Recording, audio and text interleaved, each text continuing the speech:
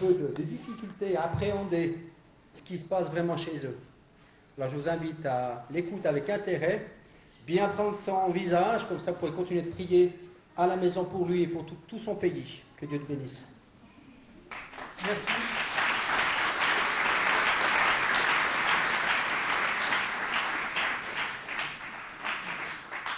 Comme nous le savons tous, rien ne pourrait arrêter l'œuvre de Dieu. Jésus a dit, je bâtirai mon église et les portes du séjour des morts ne prévaudront point contre elle. Amen.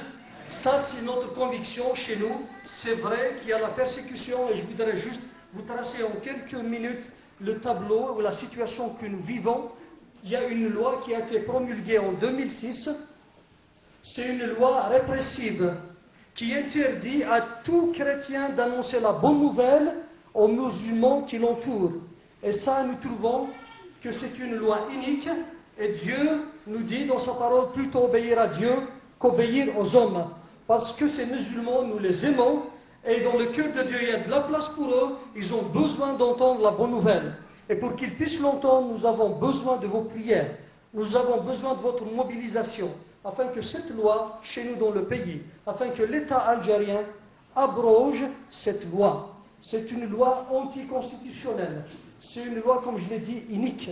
Et nous devons tous nous mobiliser dans la prière et dans tout ce que nous pouvons faire pour dénoncer d'une manière ou d'une autre tout ce qui se passe en Algérie. Depuis la promulgation de cette loi, vous devez savoir, frères et sœurs, vous avez l'avantage de vous réunir. Et je bénis le Seigneur. Et je repartirai, je vais prier pour vous, pour que Dieu vous donne des locaux plus grands. C'est la même situation chez nous. On est une église qui se rassemble chaque vendredi entre 450 et 500 personnes. Cette année, on a fait 90 baptêmes. Et je repars, il y a une liste de 70 personnes pour vous dire que le Seigneur touche des Algériens, des hommes et des femmes d'arrière-plan musulmans, que le projet du Seigneur aboutira certainement. Et je dis, bientôt le Seigneur reviendra. Et nous devons y travailler avant que tombe la nuit.